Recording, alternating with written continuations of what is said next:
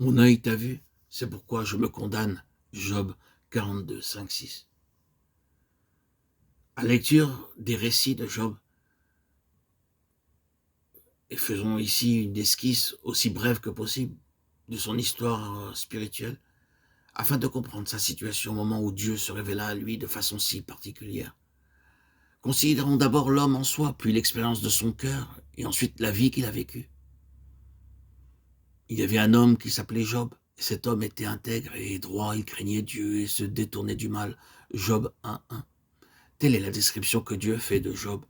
Il était fidèle à Dieu, d'un cœur entier et sincère, sans duplicité, droit dans ses relations avec Dieu et les hommes. Cet homme était droit, a dit Dieu au sujet de Job, alors qu'il nous relate comment il le craignait et redoutait de pécher. Nous voyons aussi que sa volonté était entièrement soumise à Dieu. Quand toutes ces calamités qui nous sont énumérées tombèrent sur lui, immédiatement il dit « L'Éternel a donné et l'Éternel a ôté. Que le nom de l'Éternel soit béni. » Job 1:21. En peu de mots, Job était honnête, droit, loyal, craignant Dieu et entièrement soumis à sa volonté. Dans le chapitre 29, nous avons la description de la vie extérieure de Job comme le résultat de son intégrité intérieure devant Dieu. Dans ce chapitre, Job raconte l'histoire de son expérience vécue dans le passé et montre comment il marchait dans la communion avec Dieu, comment ses secrets lui étaient révélés. Manifestement, il marchait avec lui de jour en jour.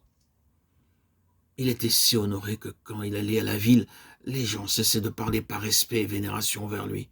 Job dit « Ah, si je sortais pour aller à la porte de la ville, les jeunes gens se retiraient à mon approche, les vieillards se levaient et se tenaient debout. Les princes arrêtaient leur discours, la voix des chefs se taisait.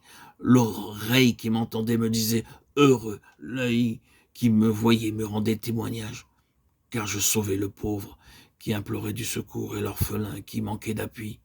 La bénédiction du malheureux venait sur moi, je remplissais de joie le cœur de la veuve. » Quelle vie admirable, marchant dans la lumière de Dieu, dans une évidente communion avec lui, estimé et honoré de tous et consacrant sa vie au service des autres. Disons le langage de Job en ce temps-là, alors je disais, je mourrais dans mon nid.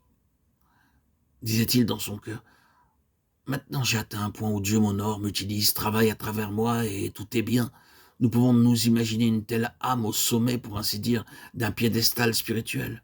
Dieu même lui rendant témoignage en tout point. Alors je disais, je mourrai dans mon nid, mes jours seront abondants, l'eau pénétrera dans mes racines, la rosée passera la nuit sur mes branches. Job 1, 18, 19. Il est possible que Job ait commencé à totaliser ses possessions et ses richesses spirituelles. Il porte ses regards sur lui-même et voit combien il est honoré et utilisé. Les monts Mahamé se faufilent et il dit, ma gloire reverdira sans cesse et mon arc rajeunira dans ma main.